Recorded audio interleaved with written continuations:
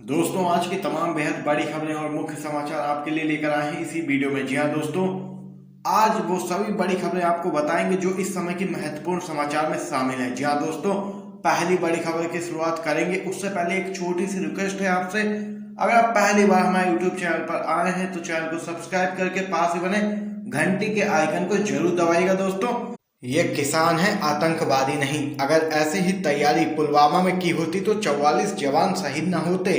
ये बात कही है कांग्रेस के नेता ने। दोस्तों, खबर जान लेते हैं। मोदी सरकार ने जिस तरह से देश के किसानों को नुकसान पहुंचाने वाला कानून पास किया है, उसके बाद किसानों में पंजाब और हरियाणा की सरकार के खिलाफ काफी गुस्सा है। उन्होंने मोदी सरकार के खिलाफ मोर्चा खोला हुआ है। बीते कुछ महीनों से किसानों ने पंजाब के कुछ शहरों में लगातार धरना प्रदर्शन तक किया। बीते दिनों से ही किसानों का 26 नवंबर को दिल्ली कूच करने का मुद्दा काफी गरमाया हुआ था। बीते 2 दिनों से हरियाणा और दिल्ली में किसानों को रोकने के लिए सरकार ने जिस तरह से प्रबंध किए हैं, उस पर सवाल खड़े किए जा रहे हैं। हरियाणा सरकार द्वारा पुलिस को आदेश दिए गए कि किसान किसी भी स्थिति में दिल्ली ना पहुंच पाए, जिसके चलते पुलिस ने हरियाणा के कई बॉर्डर सील कर दिए। आपको बताते चलें, इसके साथ ही किसानों को रोकने के लिए पुलिस ने वाटर कैनन, आंसू गैस के गोलों की बौछार तक की। और वहीं किसान दिल्ली ना पहुंच पाए, इसके लिए बैरिकेड्स तो लगाए गए, उसके आगे बड़े बड़े पत्थर भी क्रेन की सहायता से सड़क पर लगा दिए गए और बैरिकेड्स पर फेंसिंग भी कर दी गई, यानी कि तार लगा दिए गए, जिससे कि किसान ट्रैक्टर ट्राली लेकर दिल्ली कूच ना कर पाए। वहीं दिल्ली हरियाणा से लगे शहरों में धारा 144 लागू कर दी गई। इस मामले में कांग्रेस के नेता पंकज पुनिया ने मोदी सरकार पर निशाना साधा है। उन्होंने सरकार से सवाल किए हैं कि देश के अन्नदाताओं के साथ आतंकवादियों जैसा सलूक क्यों किया जा रहा है। पंकज पुनिया ने ट्वीट में लिखा है कि इससे आधी तैयारी भी पुलवामा में कर ली होती तो देश के 44 वीर सपूत यूं ही अपनी जान न गंवाते। देश के अन्नदाता आ रहे हैं, कोई आतंकवादी नहीं। आपको बता दें कि कृषि कानूनों के खिलाफ आंदोलन कर रहे किसानों को कहना है कि जहां पर भी उन्हें रोका जाएगा वे वहीं पर मोर्चा खोल देंगे। इसी के साथ दोस्तों, अगली बड़ी खबर भी आप सभी को बताते चलें। बेहद महत्वपूर्ण खबर सामने निकल के आ रही है। किसान है इसलिए कोरोना के नाम पर रोक दिया, चुनाव होते तो यही लाखों की भीड़ को भाषण सुनाते। आपको याद होगा 2014 में प्रधानमंत्री मोदी ने एक नारा दिया था, बहुत हुआ किसानों पर अत्याचार, अब की बार मोदी सरकार। और वहीं अब 6 साल बाद यही मोदी सरकार किसानों पर अत्याचार करने में कोई कसर नहीं छोड़ रही है। तीनों किसान बिल के विरोध में पंजाब, हरियाणा, राजस्थान से अन्नदाता दिल्ली आना चाहते, लेकिन हरियाणा की खट्टर सरकार किसानों को किसी दुश्मन की भांति रोक रही है। वहीं चुनावों के समय अपने को किसान हितैषी कहने वाली बीजेपी अब खामोश बैठी है। आपको बताते चले, स्वाति मालीवाल ने ट्वीट करके कहा कि किसान हैं इसलिए कोरोना के डर से उन्हें रोक दिया, चुनाव होते तो अभी लाखों की भीड़ को इकट्ठी करके बीजेपी वाले और मोदी जी भाषण सुनाते। आपको बताते चले, विपक्षी पार्टियों के मना करने के बावजूद बिहार में विधानसभा चुनाव करवा दिए, जबकि विभिन्न राज्यों में उपचुनाव कराए। यहाँ केंद्र की मोदी सरकार को और बीजेपी को कोरोना का डर नहीं दिखाई दिया। तो देख सकते हैं दोस्तों, कोरोना के नाम पर किसानों को दिल्ली आने से रोका जा रहा है। इसी के साथ अगली बड़ी खबर आपको बताते चले। मोदी सरकार की क्रूरता के खिलाफ डटकर खड़ा है देश का किसान। राहुल गांधी ने किया है जोरदार हमला मोदी सरकार पर। दोस्तों, आपको बताते चले, कांग्रेस के पूर्व अध्यक्ष राहुल गांधी ने केंद्रीय कृषि कानूनों के खिलाफ किसानों के दिल्ली चलो मार्च की पृष्ठभूमि में दावा किया कि केंद्र सरकार की क्रूरता के खिलाफ देश के सभी किसान एक साथ एकजुट होकर डटकर खड़े हैं। उन्होंने दिल्ली पहुंचने का प्रयास कर रहे किसानों पर पानी बौछार करने से जुड़ा एक वीडियो ट्विटर पर साझा कर सरकार पर निशाना साधा है। कांग्रेस नेता ने एक कविता भी ट्वीट की है, नहीं हुआ है अभी सवेरा, पूरब की लाली पहचान, चिड़ियों के जगने से पहले खाट छोड़ उठ गया किसान। जी हाँ दोस्तों, कांग्रेस महासचिव प्रियंका गांधी वाड्रा ने भी किसानों पर पानी की बौछार किए जाने का एक वीडियो साझा करते हुए ट्वीट किया। किसानों से समर्थन मूल्य छीनने वाले कानून का विरोध कर रहे किसान की आवाज सुनने की बजाय भारतीय जनता पार्टी की सरकार उन पर भारी ठंड में पानी की बौछार करती है। वहीं आगे उन्होंने कहा कि किसानों से सब कुछ छीना जा रहा है और पूंजीपतियों को थाल में सजाकर बैंक, कर्ज माफी, एयरपोर्ट, रेलवे स्टेशन बांटे जा रहे हैं। यहाँ पर दोस्तों, आप सभी ने बेहद बड़ी खबर जानी है जो प्रियंका गांधी और राहुल गांधी की तरफ से निकल के आई है। साधा है निशाना, कृषि कानूनों को लेकर केंद्र की मोदी सरकार पर। इसी के बीच दोस्तों अगली बड़ी खबर आपको बताते चले। पश्चिम बंगाल की मुख्यमंत्री ममता बनर्जी का भाजपा पर हमला, कहा बंगाल को दंगा प्रभावित गुजरात नहीं बनने दूंगी। जी हाँ दोस्तों, आपको बताते चले एक बार फिर से पश्चिम बंगाल की मुख्यमंत्री ममता बनर्जी ने केंद्र की मोदी सरकार पर निशाना साधा है। गौरतलब है कि पश्चिम बंगाल में विधानसभा चुनाव से पहले नेताओं के बीच जुबानी जंग तेज हो गई है। इसी क्रम में पश्चिम बंगाल की मुख्यमंत्री ममता बनर्जी ने एक बार फिर से भारतीय जनता पार्टी को जमकर घेरा है। ममता ने दावा किया कि भाजपा बाहरी लोगों की पार्टी है और राज्य में उनका कोई स्थान नहीं है। साथ ही मुख्यमंत्री ने आगे कहा कि वह बंगाल को कभी भी दंगा प्रभावित गुजरात नहीं बनने देंगी। ममता ने आश्चर्य जताया कि देश की सीमा पर स्थिति ठीक नहीं होने के बावजूद केंद्रीय गृह मंत्री अमित शाह क्यों चुनावों में इतने व्यस्त हैं। ममता बनर्जी ने कहा कि उन्होंने अपने करियर में कभी भी ऐसा गृह मंत्री नहीं देखा है। आगे आपको दोस्तों बताते चलें, ममता बनर्जी ने एक संवाददाता सम्मेलन को संबोधित करते हुए कहा कि बंगाल में बाहरी लोगों के लिए कोई भी जगह नहीं है। जो लोग सिर्फ चुनावों के दौरान राज्य में आते हैं और राज्य की शांति को बाधित करने की कोशिश करते हैं, उनका कोई स्वागत नहीं है बंगाल में। इसी के साथ दोस्तों अगली बड़ी खबर भी आप सभी को बताते चलें। किसानों पर वाटर कैनन और आंसू गैस के गोले छोड़े, अकाली दल बोला ये पंजाब का 26/11। जी हाँ दोस्तों, आपको खबर बताते चले क्या कुछ है पूरा मामला। हरियाणा के रास्ते पंजाब से दिल्ली जा रहे किसानों पर बल प्रयोग होने की घटना को लेकर शिरोमणि अकाली दल ने बीजेपी पर निशाना साधा है। अकाली दल ने इस कार्रवाई की तुलना 2008 के मुंबई हमले से की है। अकाली दल ने कहा कि ये घटना पंजाब के 26/11 जैसी है। वहीं प्रधानमंत्री मोदी की सरकार में मंत्री रही अकाली नेता हरसिमरत कौर बादल ने हरियाणा सरकार की कार्रवाई को लोकतंत्र की हत्या बताया है।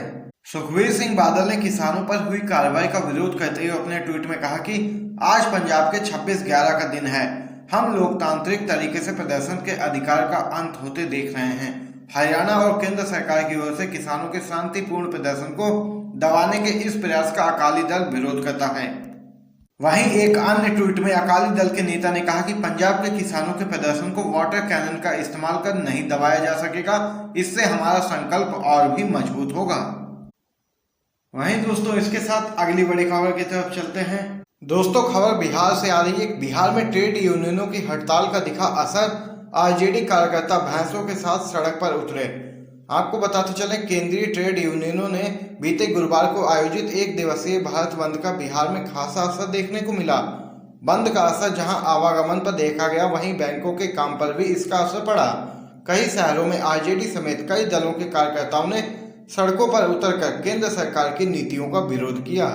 वहीं ट्रेड यूनियनों की हड़ताल के समर्थन में राष्ट्रीय जनता दल के कार्यकर्ता सड़क पर उतरे और सड़क मार्ग अवरुद्ध कर प्रदर्शन किया। प्रदर्शन में आरजेडी कार्यकर्ता अपने पशुओं के साथ पहुंचे थे। वहीं इस दौरान आरजेडी के कार्यकर्ताओं ने सड़क पर दीपक जलाए और केंद्र सरकार के मजदूर और किसान विरोधी कानूनों के खिलाफ नारे भी लगाए। इसी के साथ दोस्तों अगली बड़ी खबर की तरफ चलते हैं। आपको बताते चलें, बिहार में 12 वोट से हारने वाले आरजेडी प्रत्याशी पहुंचे हाईकोर्ट, लगाई जांच करने की गुहार। बिहार चुनाव में हिलसा विधानसभा क्षेत्र से केवल 12 वोटों से चुनाव हारकर चर्चा में आए आरजेडी के उम्मीदवार शक्ति सिंह यादव ने पटना हाईकोर्ट में याचिका दाखिल कर मतों की गिनती में गड़बड़ी का आरोप लगाकर चुनाव परिणाम की जांच कराने की मांग की है। उनका आरोप है कि उन्हें सरकार के दबाव में अन्यायपूर्ण तरीके से जानबूझकर हराया गया है। सूत्रों के अनुसार जो खबर दोस्तों सामने निकल के आ रही है, आपको बताते चले आरजेडी नेता शक्ति सिंह यादव का दावा है कि काउंटिंग में वहां 550 मतों से जीत गए थे, लेकिन तभी 8 और 9 नंबर टेबल पर कुछ गड़बड़ी की गई। उस समय सभी उम्मीदवार वहां से निकल चुके थे, यहां तक कि जेडीयू के उम्मीदवार भी वहां नहीं थे। इसी बीच कंप्यूटर टैबलेटिंग में गड़बड़ी कर जेडीयू उम्मीदवार के 90 मतों को 190 कर दिया गया। उन्होंने कहा कि उस दिन के वीडियो फुटेज में सब कुछ साफ साफ देखा जा सकता है। तो देख सकते हैं दोस्तों, अभी तक तो ईवीएम में गड़बड़ी की बात सामने निकल के आ रही थी, लेकिन अब तो कंप्यूटर के जरिए भी मतों की गणना बदल दी जाती है। 90 मतों को 190 कर दिया जाता है। ये बड़ी खबर दोस्तों सामने निकल के आई है। इसी के साथ अगली बड़ी खबर भी आपको बताते चले। केंद्र सरकार के आदेश पर पुलिस ने की है किसानों पर पानी की बौछार। सुरजेवाला ने पूछा, क्या मोदी सरकार को देशवासियों की परवाह है? आपको दोस्तों खबर बताते चले। कांग्रेस महासचिव रणदीप सिंह सुरजेवाला ने भी मोदी सरकार पर हमला बोला है। उन्होंने ट्वीट कर मोदी सरकार पर सवाल उठाए हैं। उन्होंने अपने ट्वीट में लिखा, आज देश का मजदूर हड़ताल पर है, आज देश के बैंक कर्मी हड़ताल पर हैं, आज देश का अन्नदाता किसान हड़ताल पर है, आज देश का बेरोजगार युवा हड़ताल पर है। पर क्या मोदी सरकार को देशवासियों की परवाह है? क्या ये राष्ट्र सेवा है या राष्ट्र हितों का विरोध? देश खुद फैसला करे। गौरतलब है कि किसानों ने इस साल सितंबर में संसद में पारित किए गए कृषि कानूनों का विरोध करने के लिए दिल्ली तक मार्च करने की घोषणा की थी। किसान इन कानूनों को रद्द करने की लगातार मांग करते आ रहे हैं और इसी को लेकर वह दिल्ली कूच कर रहे थे। इसी के साथ दोस्तों अगली बड़ी खबर की तरफ चलते हैं। अर्नब गोस्वामी को क्यों दी गई जमानत, आज वजहों के बारे में बताएगा सुप्रीम कोर्ट। आपको दोस्तों बताते चले, सुप्रीम कोर्ट ने आत्महत्या के लिए कथित तौर पर उकसाने के 2018 के मामले में पत्रकार अर्नब गोस्वामी और 2 अन्य आरोपियों को अंतरिम जमानत प्रदान करने के संबंध में आज विस्तृत कारण बताएगा। गौरतलब है कि शीर्ष अदालत ने गोस्वामी को 11 नवंबर को जमानत दे दी थी। न्यायालय ने कहा था कि अगर निजी स्वतंत्रता का हनन हुआ तो यह न्याय पर आघात होगा। और दोस्तों आज इसी के बारे में सुप्रीम कोर्ट बताएगा कि उसने अर्नब गोस्वामी को क्यों जमानत दी है। इसी के साथ दोस्तों अगली बड़ी खबर की तरफ चलते हैं, जहां पर आपको बताते चलें, मीडिया ये सवाल नहीं करता कि किसान विरोधी बिल क्यों लाया गया, बल्कि ये सवाल करता है कि आंदोलन कौन भड़का रहा है। आपको दोस्तों बताते चलें, मीडिया इस बात पर बहस नहीं करता कि सरकार किसान विरोधी कानून क्यों लेकर आई है, और इसके साथ मीडिया इस पर भी बात नहीं करता कि सरकार किसानों के संसाधन छीनकर कृषि बाजार को पूंजीपतियों का गुलाम क्यों बनाना चाहती है। मीडिया प्रोपेगेंडा पर बहस करता है कि किसानों को कोई भड़का रहा है। क्या मीडिया ने ईमानदारी से ये बताने की कोशिश की कि किसान संगठनों के विरोध के कारण जायज हैं? जनता की तरफ से दूसरी आवाज विपक्ष की हो सकती है अगर वह मुद्दा ना होता। नया विधायक ठेके पर खेती की बात कहता है। जो कंपनी या व्यक्ति ठेके पर कृषि उत्पाद लेगा उसे प्राकृतिक आपदा या कृषि में हुआ नुकसान से कोई लेना देना नहीं होगा। इसका नुकसान सिर्फ किसान उठाएगा। अब तक किसानों पर खाद्य सामग्री जमा करके रखने पर कोई पाबंदी नहीं थी। ये पाबंदी सिर्फ व्यावसायिक कंपनियों पर ही थी। अब संशोधन के बाद जमाखोरी रोकने की कोई व्यवस्था नहीं रह जाएगी, जिससे बड़े पूंजीपतियों को तो फायदा होगा लेकिन किसानों को इसका नुकसान झेलना पड़ेगा।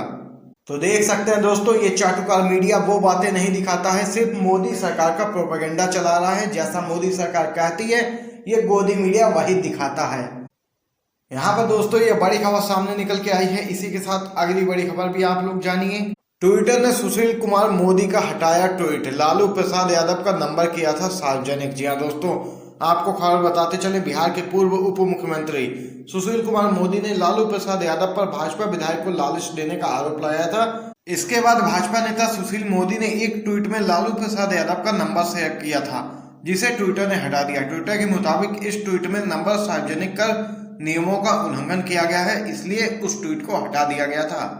तो देख सकते हैं दोस्तों, ट्विटर ने सुशील कुमार मोदी का हटाया ट्वीट। ये आज की तमाम बेहद बड़ी खबरें आप लोगों ने जानी है दोस्तों आपके अपने यूट्यूब चैनल HRI न्यूज पर।